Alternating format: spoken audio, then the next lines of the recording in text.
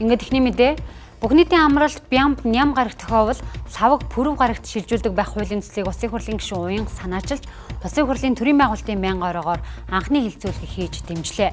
Нийтээр тэмдэглэх баярын болон тэмдэглэлт өдрүүдийн тухай хуульд өнгөрсөн хугацаанд 17 удаа нэмэлт өөрчлөлт оруулсан ч нийтээр амрах баярын өдрүүд амралтын өдөртөө давхцуул тухайн асуудлыг хэрхэн шийдвэрлэх нь тодорхойгүй орхигдсон байжээ. Их Британи, Ирланд, Австрали зэрэг Европын орнуудад баярын өдөр амралтын өдөртөө давхцуул дараагийн ажлын өдрийг амралтаар тооцдог тогтолцоотой. Тухайлбал Их Британд ням гарагт давхцсан баярын өдрийг дараагийн даваа гарагт шилжүүлнэ.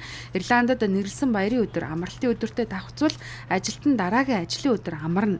Эдгээр оронд хуулийн зохицуулалтаар амралтыг 7 хоногийн эхний ажлын өдөрт шилжүүлдэг бөгөөд хөдөлмөрийн эргэцэн хүрээнд аль биесээр баталгаажуулсан байдаг.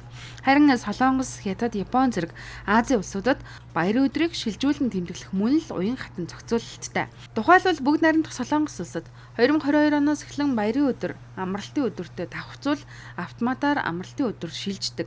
Японд томоохон баяруудыг даваа гарагт шилжүүлж урт амралт үүсгэдэг бодлоготой. Харин Хятадд баярын өдрийг 7 хоногийн ажлын өдрүүдэд тохируулахын тулд ажлын өдрийг солих, шилжүүлэх зохицуулттай.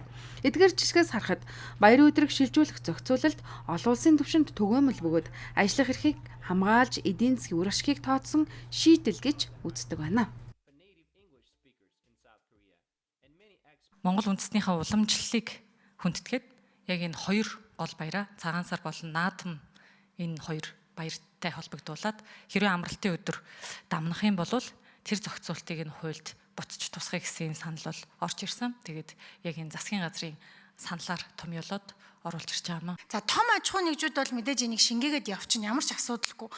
Гэтэл жижиг дунд үйлдвэрлэл эрхлэгчнэр дээр бол энэ цэвэр дарамт болж орж ирдэг. За нөгөө талдаа бид нар нийтээр ингээд 2-3 хоногийг ажлын өдрийг амралтын үйлдвэр болгоод шилжүүлж байгаатай уялдуулаад Монгол улсын хэмжээнд бүтээмж 1% бууна. Тэгээ бид нар чинь дэлхийд өрсөлдөж байгаа улс бүтээмжийн 1% бууралт бий болно гэдэг чинь бас эргээд бид нарт эдийн засагт нөлөөлнө. За дахиад үүнтэй чинь зэрэгцээд хил гайл хаагдана. Эргээд одоо нөгөө экспорт буурна гэдэг ийм одоо асуудлууд бол байгаа гэдгийг та бүхэн маань бас тооцох хэрэгтэй. Эн чинь бол бизнес эрхэлж байгаа, жижиг дунд эрхэлж байгаа хүмүүст бол эргээд ачаалал болж ирж байгаа юм шүү гэдгийг бас ойлгож энэ шийдвэрүүд гарах нь зүйтэй болов уу гэж бодож байна. Ингээд хуулиар амралтын өдрийг хуульчилж тодорхой зааснаар хууль зүйн маргаан багасна.